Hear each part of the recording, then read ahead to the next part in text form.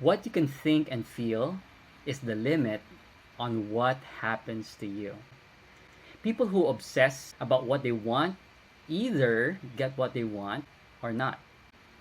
Those who get what they want work on it through willpower, and the other through positive intention. Both of these processes is called manifesting. Today I'm going to learn this new technology and we'll be reading this article on how to manifest what you want in your life. My name is Ian and this is the RTM blog where I deposit my thoughts on life, on love, and on business. Because I deposit, you can withdraw.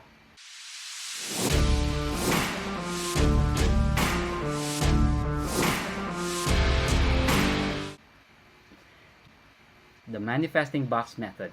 How to get what you want effortlessly. A few words before starting. I think the main reason that people believe that the universe doesn't give them what they want is that the way that their desires manifest is often different to the way you ask for them. Let me explain what I mean by that. You are actually deciding on what you want every day anyway, just by living your life. So, someone is rude to you, and you are launching a desire for more pleasant people in your life. If you feel that your life is too serious, you are launching a desire to laugh a bit more and lighten up. If you're traveling on the train to work and it feels tedious and boring to you, you are launching a desire for a more interesting journey. If you are lonely and want to be involved in romantic relationships, probably like me, you are launching a desire for a lover or life partner. To you, this might seem like four separate desires, but the universe automatically blends multiple desires together, often in surprising ways, and what you get in return is a blended manifestation. So, to take the above desires as an example, you might be on a train to work one morning and you end up by accident, it seems to you, in conversation with a pleasant, happy person who seems quite attractive to you. You laugh and joke with this person and don't think anything more of it. The next day, the same thing happens, and the day after that, and the day after that. And you start to realize that this person always seems to be catching the same train as you. The train journeys seem less boring now. You discover from your conversation that you actually work nearby each other, and you start meeting up for lunch as well, and then perhaps after work as well. And eventually you become involved in a romantic relationship, perhaps getting married. All of this might seem like a series of random events to you, but they were not. Plus, you didn't write those desires down or even given any thought to them consciously, so it's easy to forget that this is what you were asking for if it actually manifests years later. These days, there are many things that I am living that I wanted many years ago but just forgot what I wanted. It's only after looking back and thinking deeply about the sorts of things that I wanted back then that I realized that I've gotten them now. This is why sometimes I'd like to be quite precise about what I want, and I like to track those manifestations. Over a period of time doing this, you start to see the precise correlation between what you are asking for and what you are getting. And it just becomes obvious to you that you are always getting what you're asking for, and you will then start to wonder why no one else can see that too. Have you ever done anything as systematic as this before? No?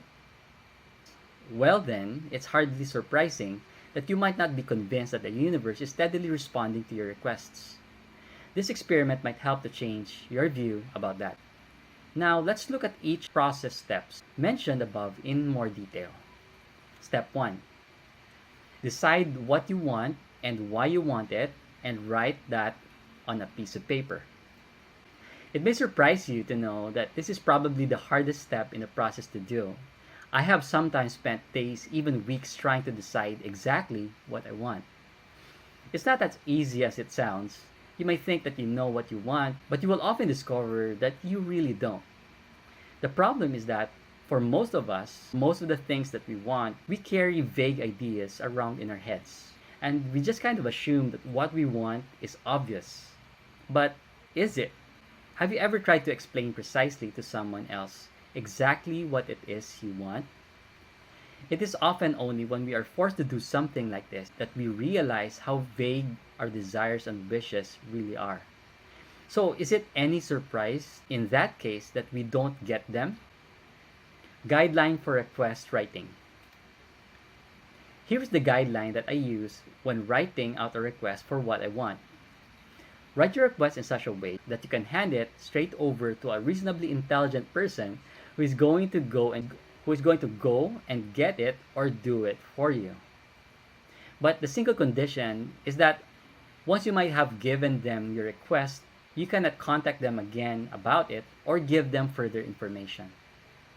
This means you need to give them enough information upfront in the request to know exactly what it is that you want. Tell them why you want it as well. Because if they can't get exactly what you want, then they can at least get you an acceptable substitute if they understand why you want it. And it also gives you some idea of how long things can take to manifest.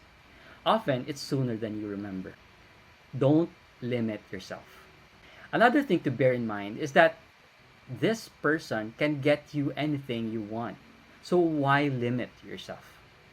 Instead of asking for a small house in an average place, why not ask for a luxurious house in an expensive area?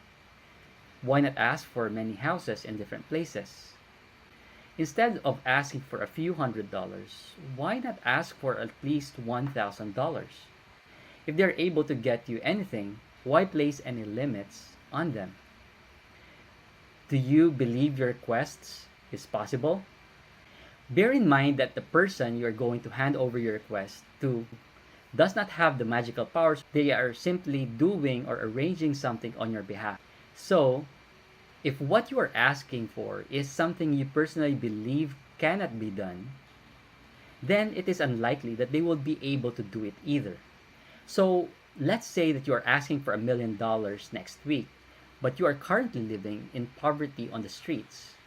Do you think this will be a believable request to you? It might be something you really want or fantasize about, but it is probably not something that you believe is really possible. If you truly believe it, you would already be living in it. That's just the way the universe works.